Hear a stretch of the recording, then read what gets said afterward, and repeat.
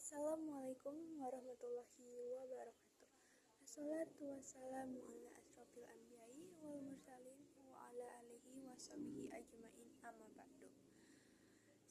Segala puji bagi Allah yang telah memberikan kita nikmat sehat, nikmat iman, serta nikmat Islam. Salawat wassalam kita semoga tercurah kepada Nabi Muhammad Sallallahu Alaihi Wasallam, kepada keluarganya, kepada sahabatnya, dan tak lupa juga kepada kita selaku umatnya. Amin ya Allah ya Rabbal Alamin. Hadirin yang dirahmati Allah, pada kesempatan ini izinkan saya memperkenalkan nama saya Sarah Santisadewi dari kelas 11 F7. Dan pada kesempatan ini juga izinkan saya menyampaikan ceramah singkat mengenai hindari kebiasaan kecil yang dapat merusak kesehatan. Baik, sebelumnya, kesehatan adalah amanah besar yang diberikan Allah kepada kita. Kita itu wajib untuk menjaganya, bukan hanya karena sebagai kebutuhan hidup saja, tapi juga bentuk ketaatan kita kepada Allah Subhanahu wa Ta'ala. Dalam Quran Surat Al-Baqarah ayat 195, Allah berfirman, dan janganlah kamu menjatuhkan dirimu sendiri ke dalam kebinasaan. Maksud ayat ini menjadikan peringatan agar kita tidak melakukan perbuatan yang dapat membahayakan tubuh dan kesehatan kita. Setiap tindakan yang perlahan merusak tubuh termasuk dalam larangan tersebut. Itu juga terdapat dalam hadis riwayat Nabi, yaitu sesungguhnya tubuhmu memiliki hak atas tubuhmu. Maksud dari hadis ini adalah tubuhmu adalah amanah dan kau harus menjaganya, karena tubuh merupakan titipan Allah, bukan merusaknya dengan kebiasaan yang tidak sehat. Hadirin yang dirahmati Allah, ada beberapa kebiasaan yang sering kita lakukan dan dapat kita sadari memiliki dampak yang tidak baik untuk tubuh. Yang pertama, bergadang tanpa melakukan hal-hal penting. Bergadang karena bergadang karena main HP, scroll medsos, nonton, atau bahkan chatan dengan pacar sampai lupa waktu. Padahal tubuh kita itu memerlukan istirahat, yaitu tidur, untuk memulihkan diri dari aktivitas yang kita jalani selama hari itu, teman-teman. Yang kedua itu terlalu sering makan makanan instan.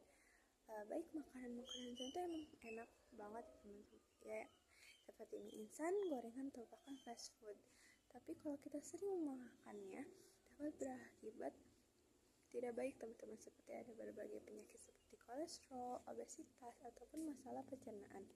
Dan yang ketiga itu minimnya beraktivitas fisik. Karena rentan di umur remaja saat ini, anak-anak remaja itu malas untuk melakukan aktivitas fisik. Padahal ketika kita sering melakukan aktivitas fisik, entah itu lari, nge-gym, ataupun bermain olahraga saja, itu kita dapat menjaga kesehatan kita, teman-teman. Dan yang keempat itu sering melewatkan makan atau sarapan.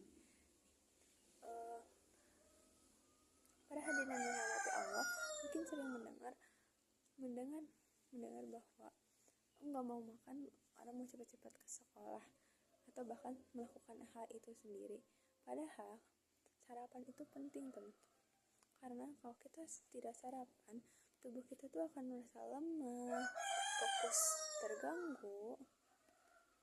Terus kalau kita sering melakukannya, itu akan terjadi munculnya penyakit mah. Padahal mah itu ada penyakit yang rentan terjadi di umur remaja. Maka dari kelima kebiasaan tersebut, kita harus menjaga kesehatan itu. Dan karena kesehatan merupakan nikmat yang sering kita sadari, dan kita baru menyadari nikmat itu ketika kita sedang berada di posisi sedang sakit, teman-teman. Dan juga ada dalam surat Al-Ahzab ayat 31, makan dan minumlah tetapi jangan berlebihan. Ayat ini mengajarkan kita untuk menjaga pola makan dan pola hidup agar tetap seimbang.